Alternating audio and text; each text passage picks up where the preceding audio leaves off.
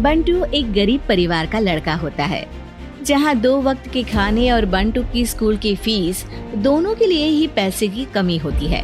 और बंटू के inter exams भी नजदीक होते हैं, इसलिए वो खुद अपनी पढ़ाई की खातिर घर घर जाकर सामान बेचना शुरू कर देता है। एक सुबह बंटू थैले में सामान भर के घर से निकलने को तैयार होता है। माँ, खाने के लिए कुछ है? अरे नहीं बेटा, आज शाम को पापा लेकर आएंगे। हाँ, माँ की बात पर बंटू भूखे पेट ही सामान बेचने निकल जाता है। वो सुबह से शाम तक घर घर जाकर सामान बेचता है, लेकिन अब भूख प्यास की वजह से काम करना मुश्किल हो जाता है।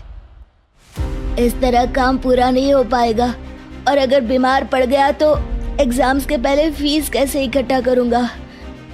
ऐसा करता हूँ, अगले घर खाने के लिए कुछ मांग लेता हूँ। इसी के साथ बंटू आगे जाकर एक घर की बेल बजाता है, जिस पर निम्मी दरवाजा खोलती है। क्या हुआ? निम्मी को देख बंटू एक गिलास पानी के आगे उससे कुछ नहीं मांग पाता। निम्मी उसे दरवाजा पर खड़ा छोड़ घर के अंदर चली जाती है और कुछ देर में एक बड़ा गिलास दूध लेकर बाहर आती है। ये देखकर बंटू हैरान रह जाता है। ये लो। पर मैंने तो पानी मांगा था।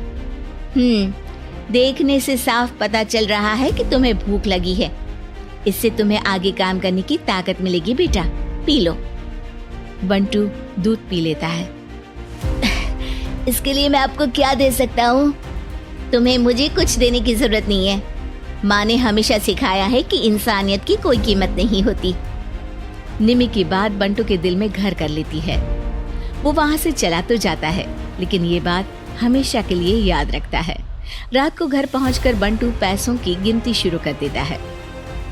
स्कूल की फीस भरने के लिए तो ये पैसे बहुत ही कम है। कल से मुझे ज्यादा मेहनत करनी होगी। अगली सुबह से बंटू फिर एक बार पूरी मेहनत के साथ काम पर लग जाता है। देखते ही देखते कुछ समय बीतता है और अपनी मेहनत से बंटू एग्जाम्स के पहले ही स्कूल फीस भर देता है। अब मैं भी एग्जाम्स दे पाऊंगा और फिर मेडिकल कॉलेज में जाकर बहुत बड़ा डॉक्टर बनूंगा। बंटू दिल लगाकर पढ़ाई शुरू कर देता है। उसे एग्जाम्स में टॉप करने की वजह से कॉलेज की स्कॉलरशिप भी मिल जाती है और वो पढ़ाई करने दूसरे शहर चला जाता है। सर, इस स्कॉलरशिप से आपने मेरा सपना पूरा कर दिया। मैं आपको जितना भी थैंक यू बोलूं उतना कम है। बेटे, तुम ऑल टाइम टॉपर हो। तुम जैसे ब्राइट स्टूडेंट को अपने कॉलेज में एडमिशन देना हमारे लिए प्राउड की बात है।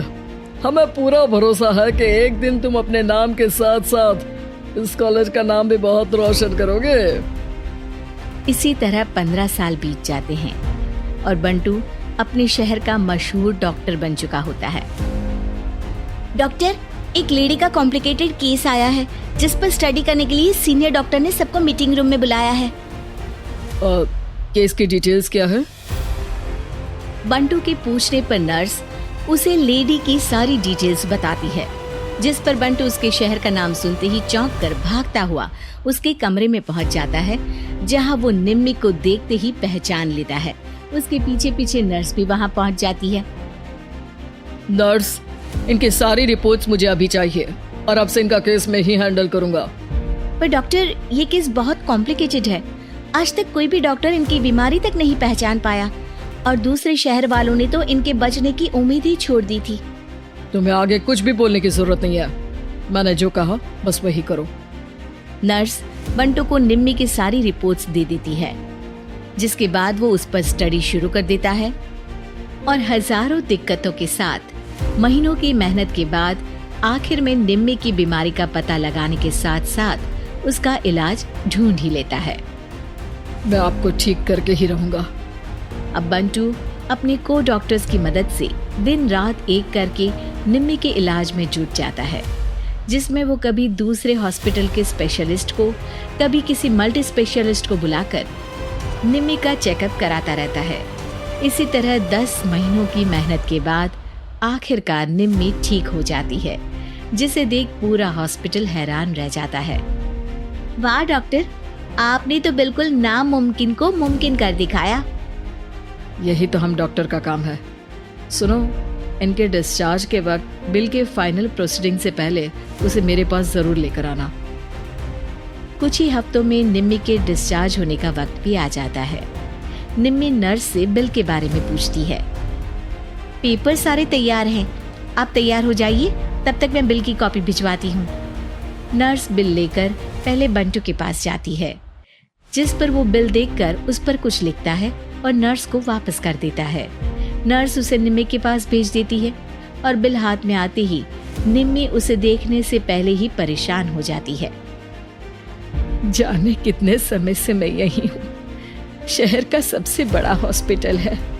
बिल तो बहुत लंबा चौड़ा बन गया होगा, जिसे भरने में मेरी बची कुची पूरी जिंदगी बीत जाएगी। आखिर मैं ये सब कैसे करूंगी? डरते घबराते निम्मी बिल खोलती है तो उसकी नजर बिल के आखिर में लिखे एक नोट पर पड़ती है, जिस पर लिखा होता है, 1 गिलास दूध ने बिल पूरा कर दिया। और उसी के नीचे बंटू के सिग्नेचर भी होते हैं।